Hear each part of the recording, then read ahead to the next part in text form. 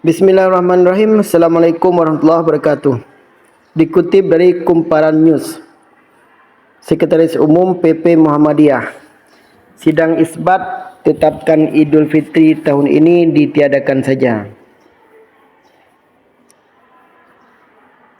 PP Muhammadiyah telah menetapkan awal puasa 1 Ramadan 1445 Hijriah jatuh pada hari Senin 11 Maret 2024 dan Idul Fitri 1 Syawal 1445 Hijriah jatuh pada Rabu 10 April 2024. Awal puasa Muhammadiyah akan berbeza dengan penetapan pemerintah. Kemenak baru akan mengadakan isbat menentukan awal Ramadan pada 10 Maret. Namun Idul Fitri akan sama. Karena itu, Sekretaris Umum PP Muhammadiyah Abdul Mu'ti mengusulkan agar sidang isbat penetapan Idul Fitri nanti tidak perlu digelar. InsyaAllah Idul Fitri akan bareng. Posisi hilal saat akhir Ramadan sudah di atas 8 derajat. Dengan posisi seperti itu, hilal sudah bisa dilihat jelas. Jadi tidak perlu sidang isbat sehingga bisa hemat anggaran, kata Abdul Mu'ti saat menyampaikan ceramah dalam acara Tarahib Ramadan dan Milad ketiga Masjid Al-Birru di Desa Mindahan Kidul, Batelit, Jepara. Selama ini, penetapan Idul Fitri antara metode hisab dan ru'yah lebih sering menghasilkan perbedaan. Muhammadiyah lebih cenderung melakukan hisab hakiki, sementara pemerintah menggunakan ru'yatul hilal, melihat hilal dengan mata telanjang. Kalau posisi hilal di atas 8 derajat,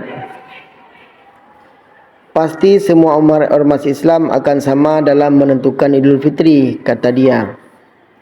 Dalam sejarahnya, penetapan Idul Fitri sangat dinamis.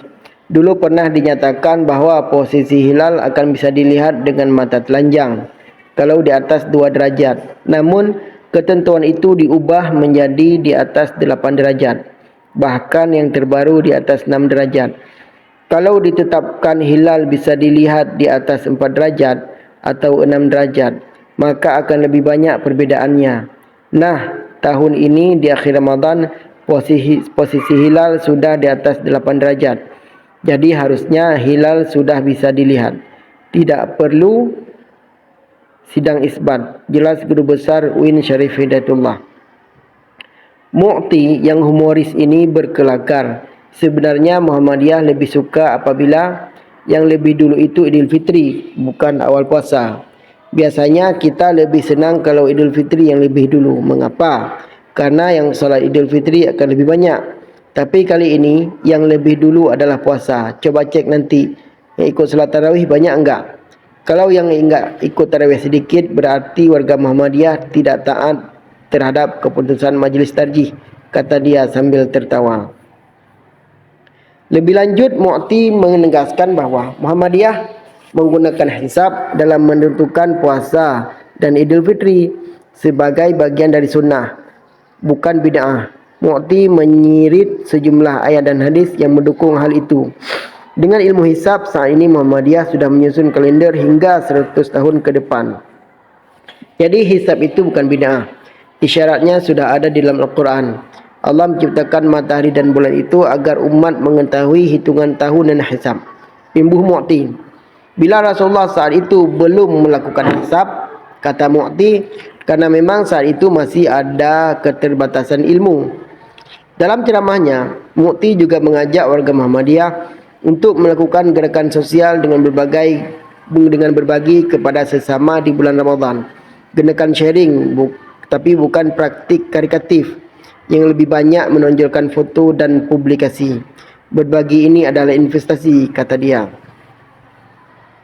Gerakan berbagi ini bisa meningkatkan dalam upaya pemberdayaan terhadap umat. Berbagi tidak harus dengan memberikan santunan langsung tunai, tapi juga dalam bentuk beasiswa. Misalnya santunan tabungan anak-anak sekolah. Sekian, wallahu a'lam bishawab.